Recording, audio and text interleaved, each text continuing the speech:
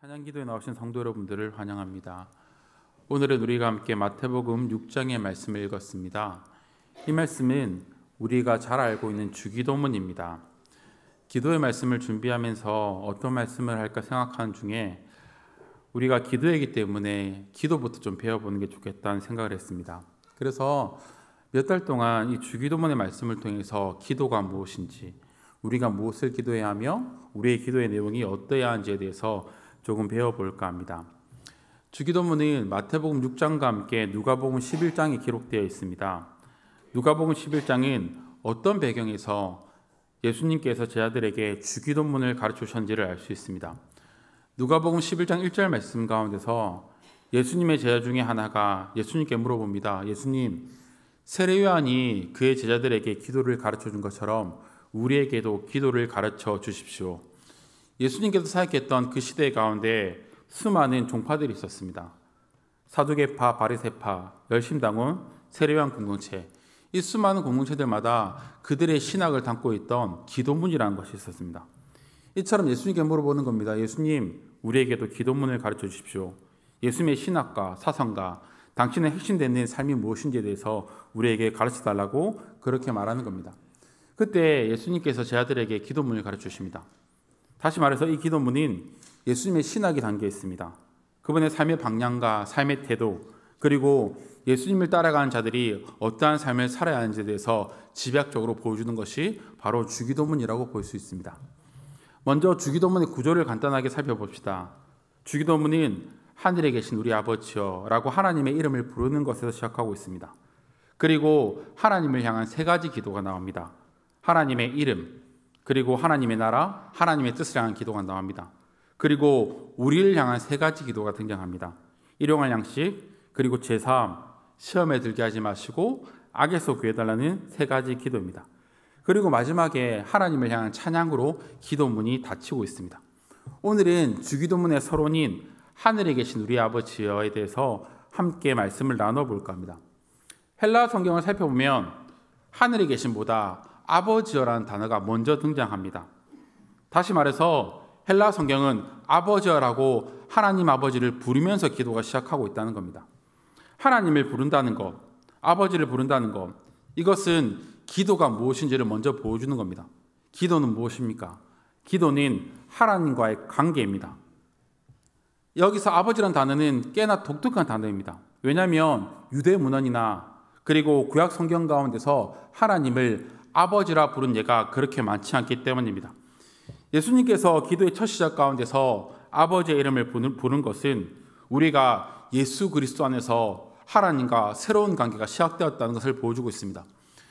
요한복음 1장 12절 말씀 가운데 이렇게 말하고 있습니다. 영접하는 자, 곧 그 이름을 믿는 자들에게는 하나님의 자녀가 되는 권세를 주셨다.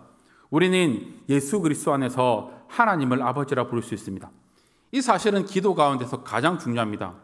왜냐하면 자녀가 되었다는 것은 곧 아버지의 상속자가 되었다는 것을 의미하기 때문입니다. 자녀들은 아버지로부터 재산을 상속받습니다. 그뿐 아니라 자녀들은 아버지로부터 필요한 것을 누립니다. 이것이 바로 자녀들의 권세입니다. 우리 성도님들 중에서 자녀를 키워봤거나 키우시는 분들이 있을 겁니다. 만일 우리 집에 중고등학생 남자아이가 한 명 있다고 생각해 봅시다. 그 아들은 부모님 집에 얹혀 살고 있습니다. 그 집을 구입하기 위해서 한 일이 아무것도 없습니다. 월세를 내는 것도 아닙니다. 그런데 그 아이는 부모님의 집에서 잠을 자고 들어가고 싶을 때 들어가고 나가고 싶을 때 나옵니다. 만일 학교를 갔다가 집에 들어왔습니다. 그러면 그 아들의 첫 번째 행동이 무엇이겠습니까? 아들을 키워보신 분들이 많으시겠지만 어떤 행동을 처음에 합니까? 냉장고를 여는 겁니다. 정확합니다. 저도 냉장고를 열었거든요.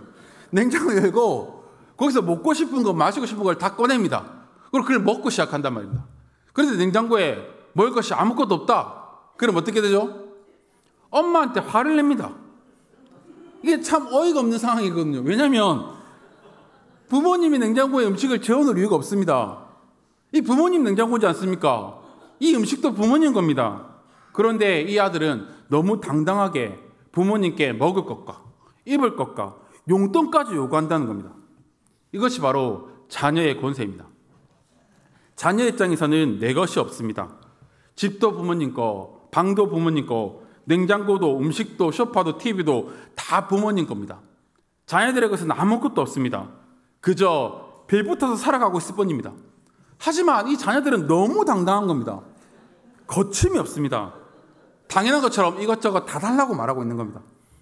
떼를 쓰기도 하고 용돈이 부족하면 용돈을 올려달라고 요청합니다. 참 어이가 없습니다. 하지만 부모님들은 이 자녀들의 요구를 들어줄 수밖에 없습니다. 부모님께서는 힘이 닿는 대로 자녀들의 필요를 채워줍니다. 우리는 이 상황을 자주 경험하고 있을 겁니다. 모든 것은 내가 고생하고 일해서 마련했지만 나의 자녀들은 자신의 것인 것처럼 거침없이 사용합니다. 근데 이 모습을 보면서 우리는 한 번도 이 자녀들의 행동이 이상하다고 생각해 본 적이 없습니다. 왜냐하면 우리는 부모이고 그들은 나의 자녀이기 때문입니다. 하나님을 아버지라고 부른다는 것은 곧 상속자가 되었다는 것을 의미합니다. 쉽게 말해 아버지로부터 모든 좋은 것을 받을 수 있는 존재가 되었다는 것을 의미합니다. 하나님께서 나의 아버지에게 우리의 필요를 구하고 달라고 말할 수 있습니다. 하나님은 나의 아버지입니다. 우리는 그분의 자녀입니다. 이제 우리는 예수 그리스도 안에서 하나님의 자녀가 되었습니다. 자녀의 권세를 가지고 당당하게 하나님께 기도할 수 있는 겁니다. 이것은 엄청난 특권입니다. 왜냐하면 하나님께서는 그분의 자녀들의 기도만을 들어주기 때문입니다. 하나님을 아버지라 부를 수 있다는 것은 모자람이 없는 하나님의 부유함을, 하나님의 능력을 내가 쓸 수 있다는 의미입니다. 피조물인 우리 인생이 하나님의 부유함을 누리는 것이 바로 기도입니다. 예수님께서 기도를 가르쳐 주시면서 아버지의 이름을 먼저 언급한 이유가 있습니다. 예수 그리스도 안에서 하나님을 아버지라고 부를 수 있는 자만이 비로소 기도의 입구를 통과할 수 있기 때문입니다. 기도는 누구나 할 수 있습니다. 하지만 하나님께서 모든 사람의 기도를 들으시지 않습니다. 하나님은 그의 자녀들의 기도를 들으십니다. 하나님의 백성의 간구를 기울여 주시는 겁니다. 또한 아버지라는 의미를 한 가지 더 살펴보겠습니다. 아버지의 두 번째 의미는 모든 것을 안다는 것을 의미하고 있습니다. 하나님께서 우리의 아버지가 되십니다. 그분은 우리를 낳으신 창조주입니다. 부모님보다 자녀들에 대해서 더 잘 아는 사람은 없습니다. 부모는 자녀가 태중에 있을 때부터 태어나는 모습 하나하나를 기억하고 있습니다. 아이가 태어나서 젖 먹었던 그 시절부터 기어다니고 일어나고 걸어다니던 그때, 유치원에 들어갔을 때, 초등학교에 입학했을 때, 이 모든 순간들을 기억한단 말입니다. 부모님들은 자녀들의 몸에 있는 상처나 질병, 어떤 음식을 좋아하는지, 무엇을 싫어하는지 모든 것을 알고 있습니다. 하나님께서 우리의 아버지가 된다는 것은 자녀들의 모든 것을 알고 있다는 것을 의미합니다. 마태복음 10장 30절에는 그렇게 말하고 있습니다. 너희 아버지께서 너의 머리털까지 세신 바가 되었다. 하나님께서는 우리를 너무 잘 알고 있습니다. 우리가 살아온 삶의 모든 계절과 흔적을 다 알고 있습니다. 아름다웠던 날도 알고 있고 수고로웠던 시절도 알고 있습니다. 홀로 외로이 울고 있던 그 밤도 하나님께서는 알고 계십니다. 우리의 모든 것을 다 알고 계시는 겁니다. 우리를 창조하신 하나님께서, 우리의 아버지께서 우리의 인생 여정 가운데서 함께 하셨고 지금도 함께 하시는 겁니다. 하나님께서 나를 안다는 것은 기도 가운데 중요한 열쇠입니다. 하나님이 내 모든 것을 알고 계십니다. 나의 연약도, 고통도, 상처도, 제약도, 기쁨도, 즐거움도 모든 것을 다 알고 있습니다. 그렇기 때문에 우리가 하나님께 나아갈 때 숨길 것이 없습니다. 두려움도 없습니다. 하나님이 다 압니다. 내가 얼마나 연약한지, 실수를 많이 하는지, 부족한지, 아픈지, 죄인지 다 알고 있다는 겁니다. 그리고 하나님께서 말씀하십니다. 내가 너의 아버지다. 그리고 우리를 안으시고 품어주시는 겁니다. 하나님이 다 아시기에 우리는 가면을 쓸 필요가 없는 겁니다. 우리를 가릴 필요가 없습니다. 정직하게, 솔직하게, 가감 없이 내려놓을 수 있다는 겁니다. 하나님이 나의 아버지가 되어주십니다. 그 하나님께 나아가는 것, 그것이 바로 기도라는 겁니다. 이제 마지막으로 하늘에 계신에 대한 의미를 한번 살펴보겠습니다. 우리는 어려운 일을 당하거나 힘든 일을 당할 때 나의 이야기를 들어줄 사람을 찾습니다. 고민을 나누기도 하고 상담하기도 합니다. 친한 친구가 될 수도 있고 부모님 될 수도 있고 가족 가운데 누군가에게 우리의 사정을 말할 때도 있습니다.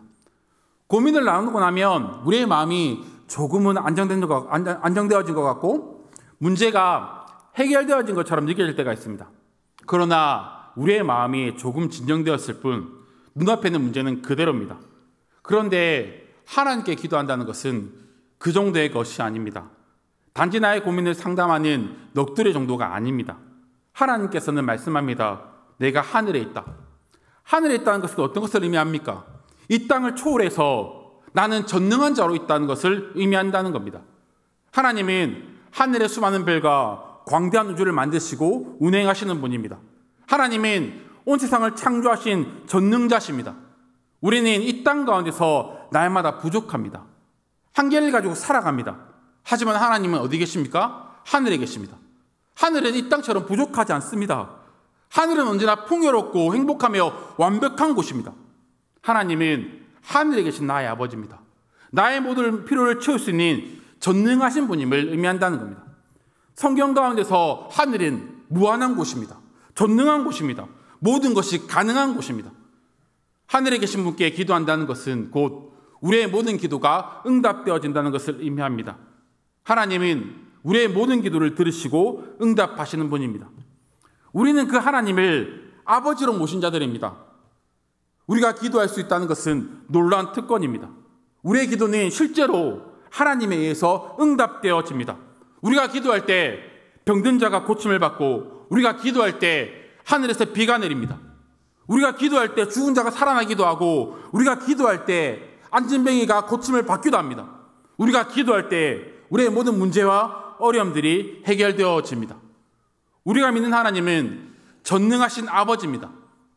자녀된 우리의 기도를 들으시는 능력의 하나님인 것입니다. 우리가 기도할 때 한 가지를 믿어야 됩니다. 우리의 하나님은, 우리의 아버지는 어떤 분인가? 그분은 전능하시다는 겁니다. 근데 가끔씩 우리가 기도할 때 이걸 믿지 못해요. 내가 이거 기도하면 하나님 응답하실까? 의심할 때도 있다는 겁니다. 그래서 기도의 산문 가운데서 말하는 겁니다. 너희가 기도할 때 이렇게 기도해야 된다? 나는 전능한 자다. 너의 기도는 내가 응답할 수 있는 능력자다라고 말씀하시는 겁니다. 기도할 때 우리가 필요한 것이 있다면 믿음입니다. 우리의 기도는 하나님이 들으시고 들으시는 하나님은 모든 것을 이룰 수 있는 전능하신 분이다. 이것을 믿어라고 말하는 겁니다. 이제 말씀을 정리하겠습니다. 오늘은 주기도문의 서문인 하늘에 계신 우리 아버지여라는 기도를 배웠습니다. 하나님은 우리 아버지십니다. 우리의 기도를 들으실 뿐 아니라 우리의 연약함과 아픔 또한 정확히 아시는 분입니다. 근데 그분은 하늘에 계신 분입니다. 다시 말해서 자녀들의 필요와 아픔과 눈물을 알 뿐 아니라 모든 것을 들으시고 응답하는 전능하신 분입니다. 그러나 더 중요한 게 하나 있습니다. 그것은 뭐냐면 우리가 기도할 때 그 은혜를 누릴 수 있다는 겁니다. 우리가 함께 기도를 배웁니다. 배운다는 것은 들으면서 끝나는 것이 아니라 우리가 배운 대로 기도할 때 드디어 이루어지는 것입니다. 우리가 말씀을 통해 기도를 배웠습니다. 배우면서 끝나면 아무것도 안 되는 겁니다. 그러나 이 배운 것대로 기도할 때 그때 우리는 하늘에 계신 우리의 아버지를 누리게 되고 이 말씀을 따라 기도할 때 우리 기도 가운데 응답하고 역사하신 하나님을 만나게 되어지는 겁니다. 하나님을 아버지로 삼은 자로서 그 특권을 누리는 자가 됩시다. 기도함으로 전능하신 하나님 아버지의 은혜와 능력을 날마다 경험하는 기쁨교회 성도 여러분 되시기를 바랍니다.